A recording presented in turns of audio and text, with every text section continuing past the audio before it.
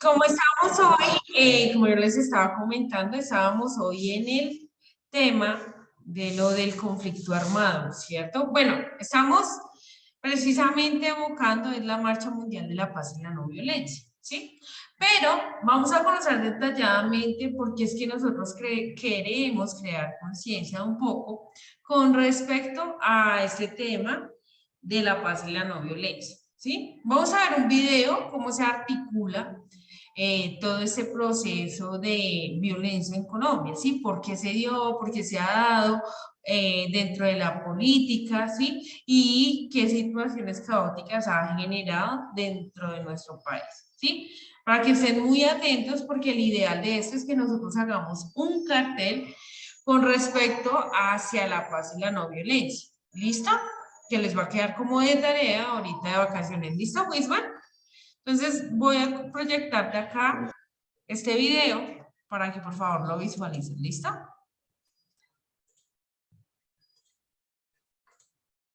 O sea, ese video hay un trabajo. Sí, el trabajito específicamente es generar conciencia, hacer un mensaje alusivo a la paz y a la no violencia. ¿Listo, Wisman? Sí, señora. Listo, voy a compartirte entonces el video acá.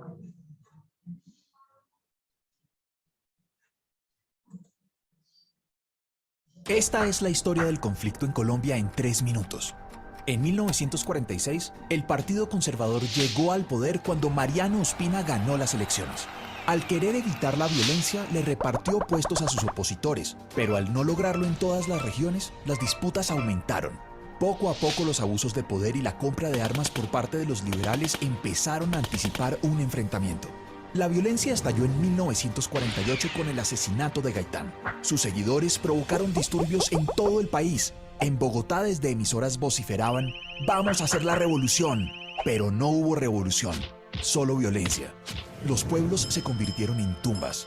Se formaron guerrillas liberales y ejércitos conservadores que por igual desplazaban a las familias de sus tierras. Los enfrentamientos habían acabado la vida de más de 300.000 personas cuando el general Rojas dio su golpe de estado en 1953. Rojas decretó una amnistía general y la mayoría entregó las armas. A medida que se convirtió en un líder carismático, empezó a distanciarse de los partidos tradicionales. Así que desde los periódicos la oposición liberal y conservadora se hizo férrea. La solución de Rojas fue cerrarlos. Su medida no frenó las críticas. Las protestas, el bajo precio del café, la oposición de los partidos y los industriales llevaron a la dictadura a su final. Pero, ¿cómo gobernar el país sin enfrentarse por el control de la burocracia? El Frente Nacional fue la respuesta. Los partidos tradicionales se repartieron los puestos y alternaron la presidencia durante 16 años. Y aunque la violencia bipartidista disminuyó, no terminaron los conflictos. Entre 1964 y 1974 se formaron las guerrillas de las FARC, el ELN y el M-19. Luchaban influidos por el socialismo contra la injusticia, la exclusión política y por el dominio de las tierras. En un principio, las guerrillas no tenían capacidad militar, pero todo cambió cuando la coca permitió financiar temibles ejércitos que intimidaban a ricos y pobres. El que pudiera pagar una vacuna era obligado a financiar la revolución. Cuando Betancur inició las negociaciones con las guerrillas en 1982 mientras hablaban de paz, las FARC ampliaba sus frentes con extorsiones y coca, y los paramilitares apoyados por mafiosos y militares asesinaban a políticos de izquierda. Entonces el gobierno inició una guerra contra la pólvora del conflicto, el narcotráfico. La respuesta del cartel de Medellín fue amedrentar a la población con bombas, asesinatos y secuestros, y así las décadas de los 80 y 90 estuvieron marcadas por el terror. La situación empezó a cambiar cuando el Estado ganó terreno gracias al Plan Colombia y una intención decidida de recuperar el terreno perdido. Los paramilitares se desmovilizaron y tras los duros golpes que recibieron las FARC, empezaron los diálogos de paz. Solo el tiempo dirá si los colombianos lograremos algún día perdonarnos. Un mensaje de Semana Educación, creado por Giraffe. Si quieres explicar una idea, ingresa a Giraffe Idea. Listo, muchachos. Entonces, acá en esta primera parte veíamos la pelea que hubo cuando, pues, se enfrentaron estos dos partidos, ¿sí? Conservadores y liberales como tal. Entonces, de esto se generó, obviamente, por la ambición al poder, ¿sí? Todos esos ataques dentro de nuestro país, acá en Colombia, y pues más adelante se le da también paso a grupos revolucionarios, ¿sí? En donde se ha fomentado, pues obviamente lo que nosotros sabemos, el abuso de poder, ¿cierto? En donde lamentablemente vemos cómo estas personas hackean tierras, sacan a las personas de sus sitios donde están viviendo, ¿sí? Entonces son desterrados algunos colombianos de sus tierras, ¿cierto? Al igual también se ve un poquito afectado, digamos que con respecto a, a la situación de la quita de la libertad, ¿sí? Por eso es que hay muchos secuestrados, ¿sí? Algunas personas son asesinadas también dentro de Colombia, ¿sí? Precisamente por ese abuso de poder. Entonces es importante que nosotros tengamos como la oportunidad de visualizar cómo ha sido ese contexto acá en Colombia, ¿sí? Entonces voy a generarles este otro video como para que ustedes vayan haciendo o conozcamos más detalladamente este problema y cómo ha causado revuelo acá dentro de nuestra sociedad. ¿Listo? Entonces permítanme un segundo. Así les voy a compartir esto.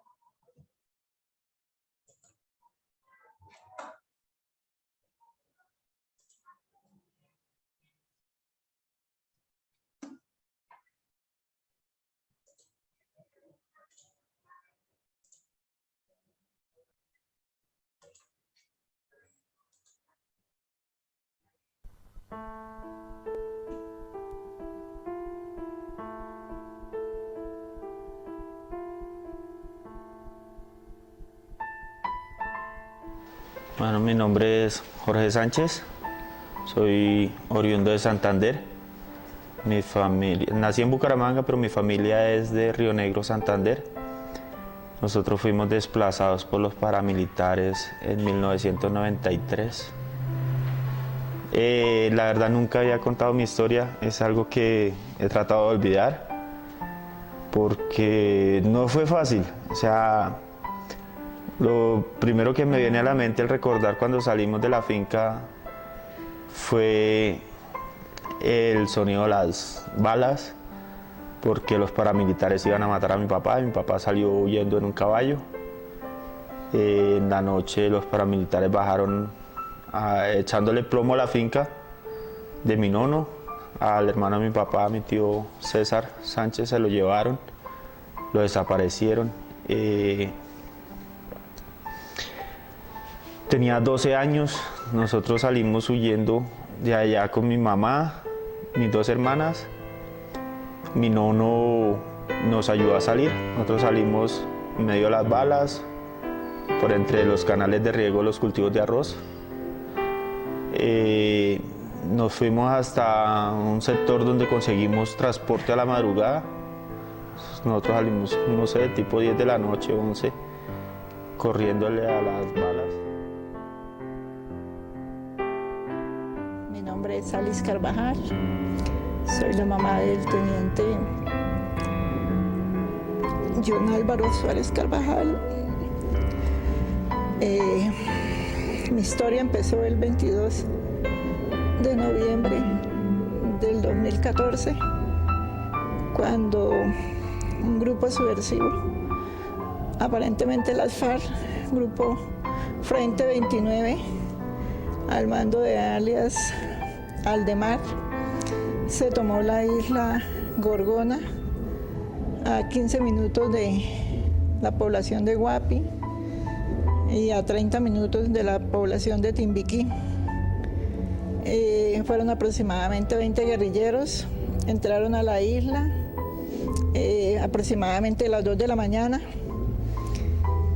Llevaban explosivos artesanales, llevaron cilindros, ráfagas de ametralladora. Acabaron con el alojamiento donde estaban los 8 policías y el comandante, que era mi hijo. Destruyeron absolutamente todo. Se robaron lo que pudieron robarse de los policías. Fue terrible esa noche. No les llegó apoyo de ninguna parte, no llegó apoyo de la Armada, no llegó apoyo de la Fuerza Aérea, que estaba a 10 minutos de Cali.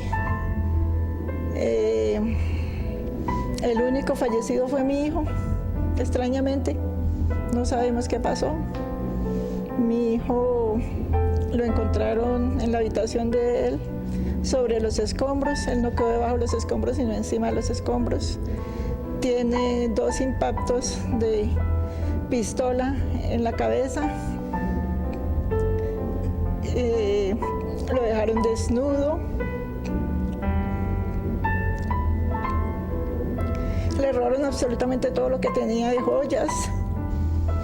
Le robaron la ropa, le robaron el uniforme.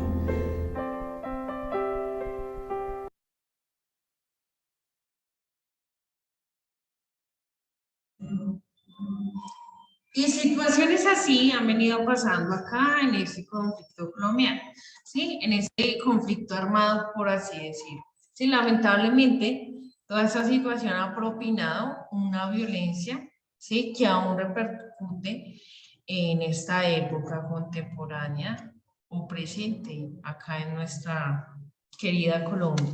¿Sí? Entonces, ¿qué buscamos con esto? Que nosotros, ¿sí? Generemos un poco de conciencia con las demás, entre las demás personas. Por eso es que se realiza esta Marcha Mundial de la Paz y la No Violencia, con el fin de crear y exigir ese derecho y algún día, ¿sí? Vivir libres, vivir en paz, ¿sí? Y que eso pudiéramos vivir todos en plenitud, en tranquilidad, sin, obviamente, esta cultura de violencia, ¿sí? Que ha generado y ha dejado víctimas, masacres, ¿sí? Acá dentro de nuestro territorio colombiano. Voy a mostrarles el último video, ¿sí? Para que ustedes como que lo tengan en cuenta. Entonces, lo que busco con esto, muchachos, es que hagamos este pequeño, o sea, veamos estos temitas acá con el fin de generar esa conciencia o esa empatía con las demás personas. ¿Listo? Vamos a visualizar este último video y culminamos nuestra actividad por el día de hoy. ¿Listo?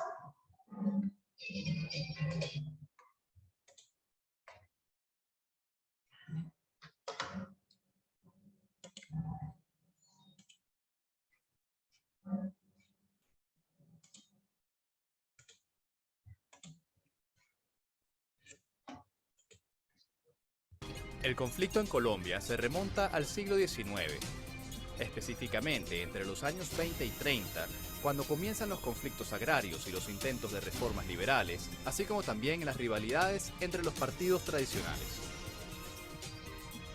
La guerra en Colombia inició hace más de 50 años y se ha fortalecido tras la acción conjunta de diversos elementos.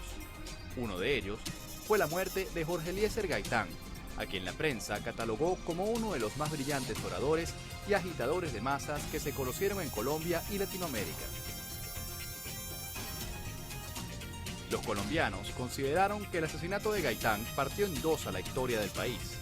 Su muerte violenta generó un estallido social conocido como el Bogotazo, seguido por la posterior represión gubernamental. Entre 1948 y 1953 se enfrentaron liberales y conservadores en lo que se conoce como la época de la violencia, que dejó más de 300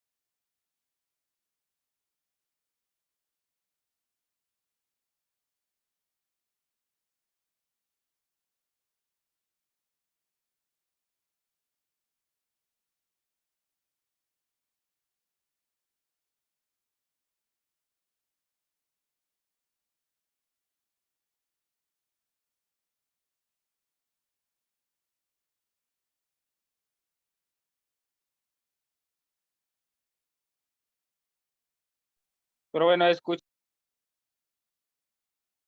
Listo, muchachos. Entonces, como estábamos viendo allí, sí, vemos este conflicto armado, que es algo que, pues, ya llevamos más de 50 años con este mismo problema de nunca acabar, ¿no? Con esta violencia que nos ha quejado. Entonces, vamos a, o sea, con estos videos que vimos y todo este material que pudimos ver en este momento, vamos a realizar, o ustedes en casa les va a quedar como tarea lo siguiente. Van a hacer en un octavo de cartulina un mensaje alusivo a la paz y un dibujo. ¿Listo? ¿Claro hasta ahí? Mensaje alusivo a la paz. Un mensaje alusivo a la paz y a la no violencia. ¿Listo, Haider? ¿Qué es alusivo, profe? Alusivo es que haga énfasis o que haga referencia a lo que vimos ahorita. ¿Alusivo a la paz? Sí, alusivo a la paz. ¿Listo? Que haga referencia a la paz y a la no violencia. ¿Sí? O sea, nada de violencia. El ideal es obviamente generar vínculos de paz, de empatía con las demás personas. ¿Listo, Hayden? ¿Claro para ti también? Clarito. Listo. Entonces, vamos a iniciar en este momento. Esa sería como hasta ahí toda la actividad. Después de ingresar de vacaciones, es decir, el día 23, perdón, domingo 23, voy a retomar con todos los talleres, ¿sí? Entonces les voy a enviar el PDF completo el día 23 para que miremos cuáles son esos trabajos que nos toca realizar. ¿Listo, Wisman? ¿Listo, Haider? Entonces vamos a volver a socializar todos los talleres para que ustedes puedan entregar todo completo y no haya excusa alguna para que digan que perdieron o que... Yo tengo casi todos ya hechos, profe. Dime, Haider. Yo tengo ya todos hechos. Listo, no importa, Haider, no importa. El ideal es que vamos a volver a retomar para mirar si tenemos completo todo. ¿Listo, Haider y Wisman? Listo, profe. Sí, señora. Listo, entonces voy a tomar su asistencia el día de hoy y culminamos la clasecita el día de hoy, ¿listo?